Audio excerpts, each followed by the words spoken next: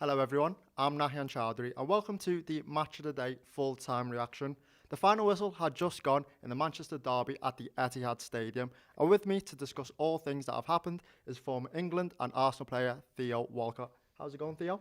I'm good actually. I'm doing okay until Liverpool scored that last minute penalty. But no, all fine. Yeah. It's been an exciting day actually, to be honest. Yeah. Thanks so much to dropping in. So just to explain what's going to be happening in the next 10 or 15 minutes or so, we will be discussing all things about the Manchester derby. We're here at the Manchester Match of the Day HQ. We're live on the BBC Sport app and on YouTube. So if you've got any questions, if you're a subscriber, you can drop them into the comments and we'll hopefully go through them. So Theo, let's work through the game. It of course started with the emotional tribute to Ricky Hatton. Any thoughts and comments? Yeah, no, it's very sad news coming up. You know, today it probably shocked the whole world. He's an absolute sporting icon. It doesn't matter what sport you play, but just the man away from it as well. I'm just hearing some incredible, stories that he created and the journey he was on. But look, it's very sad, and it's my condolences with his family and everyone he's connected with. It's and even seeing Phil Foden today, he was obviously touched in the whole City crowd, but he was meant to be there today. But he was with them at heart, that's for sure. But yeah, very sad, and it was an incredible performance from Man City on his behalf. Yeah, well said, Theo. But you mentioned the Foden goal. We will go into that. It was quite a nervy opening to the game. I mean, City did nearly score in the opening seconds with Haaland, but of course, a bit of magic from Foden with the header and Doku coming in, a bit of perseverance. Tell us your thoughts about that goal. These games always start off just 100 mile an hour. They do, because everyone needs to get their first touch right. The first thing needs to be positive, and Doku was positive throughout the whole game. Yeah. There's been situations this year when he's done everything well, and it's just haven't gone his way. I always tend to blame the strikers, to be honest with that, because the wingers do a lot of work. But look, he's that player, and he needs to play to his strengths. Yeah. And I felt like today, particularly having someone like Phil Foden that was operating in, behind Haaland, and had that freedom. Yeah. And I think that's really important when you say freedom. That's what Phil Foden needs. Yeah. And the goal surprised us all, but it had to be him, didn't it, with everything that he said at the start of the game. So he's missed a lot as well at football. It's his first start, of course, and I think it'll be first of many. I think it'd be great to see Phil Foden playing his football again, absolutely. It was interesting with the Doku assist, because we're normally seeing him on the left, but he popped up on the right, and a bit of perseverance to get that ball in. It was kind of like Theo Walcott-esque. Not quite as good as No, do you know what? That's the thing. You don't overcomplicate it at times. As wingers, if you overthink things, or any player in a situation, you play within yourself. You're not quite sure what to do. Just play with instinct. And when you're on that side, you have someone like Haaland. Mine was Olivier Giroud back in the day, and Ron van Persie. Put it into an area, they will make me look good as well. And I'm pretty sure I made them pretty good. But Doku, for me, has always been dangerous. I'd hate to play against him as a fullback. So if he keeps doing that, I'm sure Haaland's going to be, he's top goal scorer at the moment. He's incredible. Yeah. And of course, with Foden, he has had a tough start to the season. It is his first start of the season. And again, with the poor form in last season, how big of a goal would that be for his season and potentially for the World Cup coming up as well? Yeah, it's tricky when you win such great awards, Phil Foden. It's the expectation now, and everyone expects the same standard. But when you've played a lot of football at such a young age, it can catch up with you. It really can. And everyone tends to know the pattern of play you play, so he needs to try and adapt his game in a different way. That's what I was saying about the freedom. I felt he was getting restricted at times and asked to do something they couldn't do. And I think today was the side we want to see, and it was like a test today. I felt Pep putting him in because he's not played. He played against Man United, the biggest club in the world, one of them arguably. So look, it's a great place to have Phil Foden playing great football. Thomas Tuchel has got an absolute headache in his hands, which is not a bad thing. He's got all these equipped players to play similar positions, but Phil Foden will have a big voice and a part to play, I'm sure, that come the World Cup. Is it tough with Foden, because obviously he's been one of the main players? You could also call him a senior player, really, because he's been in the squad for so long with these new signings coming in. How much of that would have an effect on him as well? Yeah, no, it's one of those. Again, that's the other side. It's going to be expected to be a certain way, a presence, and really represent the club when the players come in. But I don't know if he's that type. I don't know him personally. However, I do know he's the tender plays football. He talks playing his football. I'm not sure if he's that big commanding person that's going to really introduce players in that sense. I could well be wrong. I could be really harsh here. However, I don't see that. I see his, the way he plays is elegant. So for me, that's the other side that he's probably not used to doing, but they might want a bit more of that. Yeah. But look, I think Pep after the game embraced him, which he always does with any player or other things. But yeah, he's Pep knows how important he is for him. He needs to keep him on his side because he's important for Haaland. Them to have a connection off the field as well, which is really key. So look, Haaland will be happy. He's fine behind him. Yeah, and we saw how much that goal meant to Foden with the celebration as well. And remember, you can watch the goal in Match of the Day with the highlights on BBC iPlayer coming up on the BT Sport app from 8 p.m. And Theo will be doing more in-depth analysis on that goal with Kelly Cates and Danny Murphy at 10:30 on Match of the Day on BBC One and on iPlayer. And moving on to the United shape, we were talking with Danny Murphy in the studio that the foundations were solid. They were growing into the game, especially the back end of the first half and into the second half as well. Are we seeing the benefits of a full pre-season with United, with little spells of where we could say they could have scored a goal? Yeah, no, there was elements of the game which were working for United. Yeah. They had foot of the game. However, Man City were just clinical in certain moments. But my problem with the system is you're asking players to play a system in positions they're not used to. Yeah. And I'd rather have Bruno Fernandes higher up the field. I'd like to have a solid 2 centre halves and play the 4-3-3. That's what I believe. But we know he doesn't do that. Yeah. Now you're asking players to play a different shape, and I'm never a fan of changing centre halves personnel. And he tends to do that. It's the same patterns, and it's like I say, when you overthink things. And I know he's had a period of the international break where he's been doing everything. He's been saying to people he did everything, and Pep was doing the complete opposite. He was out. At the Pro-Am, and he was there having a great day, and he forgot about football, I feel. I think Amorim needs to be in that sense at times and not to just do too much, because it can eat into you, and it can eat into your personal life and everything, and be very intense. He's really intense. He's so focused on his system, the way it wants to be. It's all about him. And I think he needs to try and just relax a little bit. Yeah. I think the players maybe sense that, and I think they're playing within themselves. However, look, there was good moments. I do feel United are better. They're in a better place. They have better personnel going forward. But when you take someone like Cunha out, it's a big gap in the team. It really is. And Buemo, for me, is an absolutely excellent signing. And again, he did some really great things today. Is it going to be enough for him to stay? We'll see. But I just feel he needs to be able to adapt in certain moments in games. I don't think he will. You touched on the system. Obviously, Amorim deploys a 3-4-3 system. Where do you reckon you'd play? Would you be on the right wing, or would you play right wing back?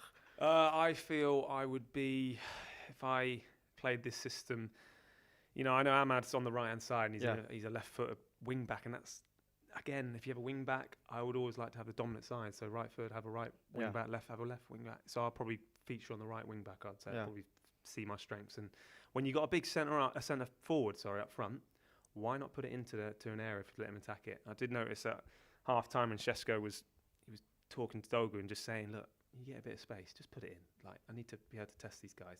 Not once did he have any chance today, because it just got delayed. So that's one thing I think we need to change, because I think it's really important centre forwards to get their first goal. It doesn't matter how, play to their strengths. Man City played to Haaland's strengths all the time. Yeah. Why would you not do it to Šeško? So it's and he's at Man United, and there's a lot more pressure, I feel, for him right now. Yeah, touching on Šeško, is it tough coming in from a new league at 22 years old to adapt to the lifestyle over here, and also in a big club like United? It weighs a lot on his shoulders. Yeah, it is. There's some players that need time, and they have like a year, you always say. I don't think players can get that now when you see the sums of money that they go for, and it's not fault of their own. It's just part and parcel of where the market's gone and how players are. They just don't get it. Yeah. But this is going back to, you look at Arsenal, Gyökeres, they might have not set the light on, the house on fire, whatever, but he's still getting his goals, and I think that's where he'll be judged. So look, he needs that first goal. He does really need it, because you can see a player at times would get a bit bored and come deeper to come get it and receive it, and that's not his strength. He needs to obviously isolate the centre halves and behind the end. We say he's got this great leap. We have not seen it because no one puts it in there. And I'm saying he's got a great lead. He's got a big one, Ronaldo. And he's one of the best headers of the ball. So use it. And it must frustrate you. I'm not even a Man United fan. It frustrates me, because as a winger, like I say, I see a player like this, I am going to make myself look good by putting it into area, and you do the job now. He hasn't been given the opportunity. So it's hard to judge someone like that when he hasn't had the time yet. But he'll come good. He will. So would it be the onus on like the Mbeumo's and Diallo's who have been in the league before? I know Mbeumo is new to United, but had Premier League experience, to like take the reins and support Šeško in order to make him feel more comfortable. Is it tough when you see you're coming into a new forward line. Have you ever experienced coming into a new forward line? You don't really build the relationships as well as you could. Yeah, no, yeah, again, it's a difficult one because I think players are so fixed of where they need to be and a role they need to play. Why can they not just adapt on the field now? But then you're going away from what your manager's trying to tell you to do, and it's hard now. This generation of players at times won't think for themselves. Why not just switch the wingers up for a bit? Why don't put Ahmad or Mbeumo on the left just to whip it in a few more times, just to keep the fullbacks guessing it a different way? But again, it's going back to the restrictions put in the system, because it's my system. I need it to play this way. And that's the big problem, I think. And I think it was a complete difference, obviously, in Arsenal the other day. They were just played a bit of freedom. And that's what you want to see. And I think United, they have the players, though. That's the mad truth. They have the players to be able to play at the level, because we've seen it. And you add someone like Cunha and Mbeumo, who've scored 30-plus goals between them two into a United team, with Bruno Fernandes behind them. Goodness me. I just want to see more of that. I really do. Yeah. And I'm touching on Mbeumo. It was a fantastic volley in the second half, but what a save by Donnarumma. Is that the kind of save Pep's brought him in for? Do you know what? He won the Champions League. Everyone's been going on about Donnarumma. Yeah, of course. He's a very good goalkeeper. He keeps out the net. He prevented Arsenal from going through. Frustrated myself watching that game. But look, he's an incredible keeper. Like, you've got someone like him at the back who's only 26, I think. Pep's gone a different way with the keepers, but I don't mind that. Yeah. You saw the amount of times how keepers these days in set pieces tend to get bullied, and all these bodies around him, no one's going to bully him. Yeah. I just don't see it, because he's got so commanding in this presence. You've seen, of England taking penalties again. Like, he's a big presence. Yeah. And he's got an incredible save, and Mbeumo did everything right. Last score, look, it's what he's been. That's his job. Keep out the net, and he does that. And as well, he's actually not bad with his feet today, anyway, particularly. So look, I know it's only one game, but look, he's a good keeper. Yeah. He was always a good keeper. And Absolutely. Then not too long after that, City go on and score the second Haaland clinical, put into the bottom corner, and he's got 11 goal involvements. Only Giggs has more with 13, but he has played 23 more Manchester derbies. What impresses you most about Erling Haaland when you're hearing stats like that? I know. Do you know what? He's an animal. He's an animal. He always has a picture of any finish in that 18-yard box, or where he is on that field. He just knows when to go, when not to go, when to reserve his energy. I think that's really important to remember, because the press he presses, he does all of that. And that's why he's so clinical, because he reserves his energy in the right moments. And of course, Man City have the ball loads. I get that. But look, Man United had a lot of possession today. Yeah. And however, it's that picture. He sees it. And I'd say any young players out there, again, you don't have to overthink things. He doesn't. He sympathises it. And you can see that by the finish. It's such a cool finish. He knew what he was going to do. He knew it. And the third touch he takes, the little one, just to set himself. He's already smiling before he's, before he's finished. Yeah. So, nearly seen him crying when he nearly missed a chance as well. I haven't really seen that one properly. I don't think he had the slide. I don't know, but look, I can't question that Haaland. Goodness me, he scored more goals than I did in my whole career. So look, it's all good.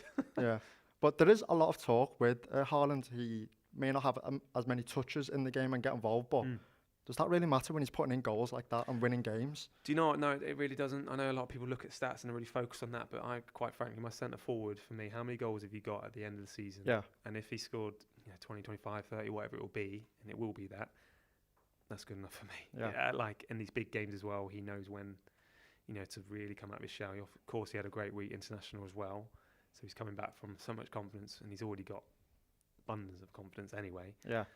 And he's just got a presence and an aura about him, and he's incredible. And will he break Alan Shearer's record? I don't know. We'll see, won't we? But he's on the right path. Depends how long he stays at City, doesn't it? Yeah, he's praying for him to go, I'm sure. Well, how many assists do you reckon you'd get with him? Erling? Yeah. Oh, goodness me. I don't know. It's tricky. You'd have a fair few. I feel like, if you played to my strengths, absolutely. I think as well. I think I could help his game even different as well. Yeah.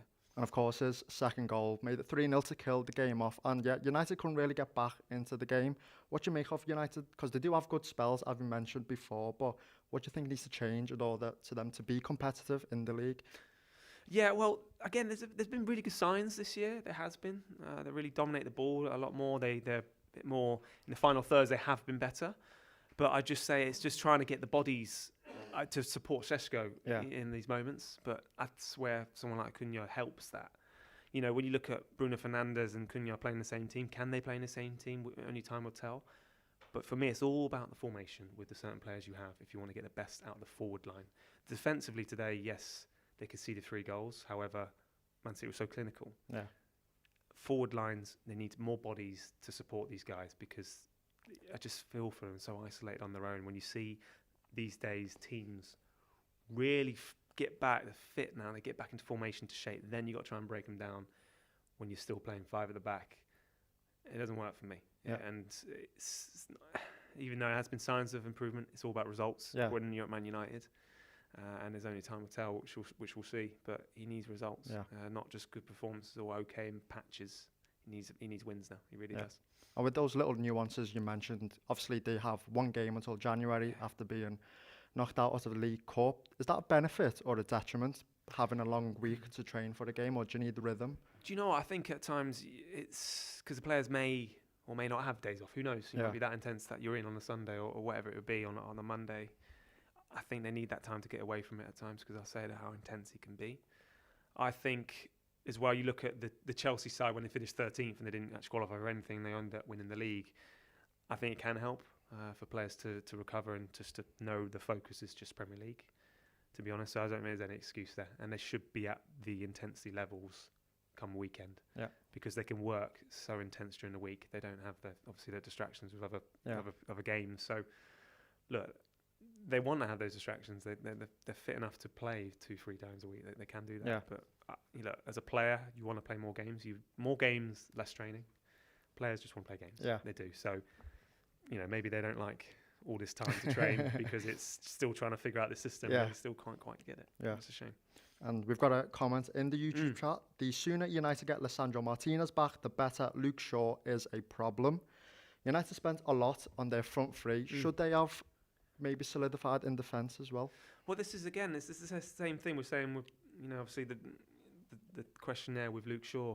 He's an England international playing at centre-back, but he's a left-back. Yeah.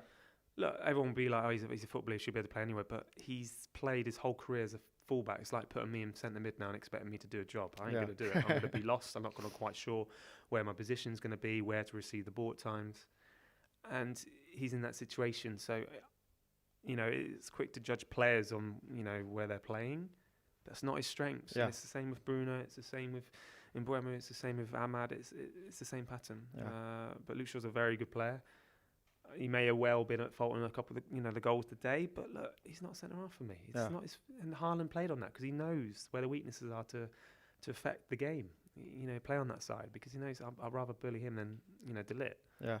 It worked for him. He's a smart man. Yeah, and you touched on Bruno as well. Is that a difficulty for him because he usually is playing in a midfield 3 and now he's in a 2-man midfield? How tough is that to adjust to? I think his first thought is forward and positive. That is his first thought because he's an exceptional player. You put him in the Liverpool team, you put him in the Arsenal team. Goodness me, it's a different Bruno Fernandes. It's hard because defensively, it's not his. That's not his strengths. Yeah. He doesn't think danger straight away. That's where you need a different person that can be around him to do that side of it. But when you only got one, Nagate or whoever that would be, it's difficult for him. And I get it's been a pattern of a few of the goals that, yes, they've been runners off the back of him particularly. But as you would think at some point it would click, but it's just not in his system. It's defensive-minded player. He's not a defensive-minded player. Yeah. He wants to be forward. He wants to score goals and affect the game that way. So that's, for me, a worry. I want him higher at the field. It's too hard to isolate. But then having said that, if you're playing the system, that's when you need one of the centre halves to be really take risk and to go in to support Ugarte. And that's where he doesn't want to do that. Yeah. Or he has done at times, and it's just that balance. The timing is so important. But Bruno, look, I think he's an exceptional player. He's just not playing in his right position right now. Yeah. Then we've got another comment from Ryan Edwards. United's only win this season was a last gasp winner against Burnley. Does that just show where United are at the moment? Well, it's exciting though, isn't it? Yeah. Exciting to last minute winner. Yeah. I'd take that all day. We've seen it with Liverpool, 3 games so far this season. Exactly. You can't win. Yeah. Right? That's the thing. You get a result, great, but it's last minute Burnley. Look at Liverpool today. Yeah. Burnley 0-0. I know it's easy for me to say because I've seen the game now. However, Premier League's tough. And to score 3 goals, I think it's a disappointment when you have that many defenders to concede. That's the problem, and particularly being at Old Trafford as well. Yeah. I think that's the story where it always used to be a difficult place to play. Teams enjoy playing there now. So for me, I'll be excited to go watch that and win 3-2 at the end. So I wouldn't complain about it too much, but it wouldn't worry me. It wouldn't worry me. You're saying it's tough to adapt to the Premier League. Coming back off an international break, is it even tougher? Yeah, the players at times. I mean, my time at England was, you would eat a lot of food. You'd be stuck in your room, hotel room, 4 walls, and you try and go out if you can, but you just eat a lot of food and travel a lot. So some of these guys that have travelled all over the world, not been with their families, and in a different space, people they're not used to seeing on a day-to-day basis, different training methods, different things asked of you, to then come back and fall into only having a short period of time to prepare yourself for a game. It's sometimes tricky for the players, and I understand why it can be a bit fatigued or it can be a bit lackluster. So look, next week will be better. With more goals. So we've heard your takeaways on the Manchester derby and the Premier League itself. So there's one last question I've got for you. What have you ordered for dinner tonight? Well, I ordered Nando's tonight. Yeah. What's your order? What's your Nando's order? What would I know? A chicken thighs medium. Not hot. No. Not hot. Not a fan of the spice. No, I go spicy rice. We didn't have it tonight though. And halloumi, bit of broccoli, a bit of green. Yeah. Get some veg in there. Yeah, need some greens. That's me. That's me. Yeah, and maybe a cup of tea. That's perfect. Me. Well, remember you can watch the Match of the Day highlights on the BBC iPlayer and the Sport app from 8 p.m. And Theo will be doing more analysis on Match of the Day with Danny Murphy and Kelly Cates, and you can catch that on BBC One at 10:30. Until then, Theo, thank you, and we'll end the stream there and say goodbye to everyone watching. And Theo, we'll see you at 10:30 for Match of the Day. Goodbye, everyone. Stay up.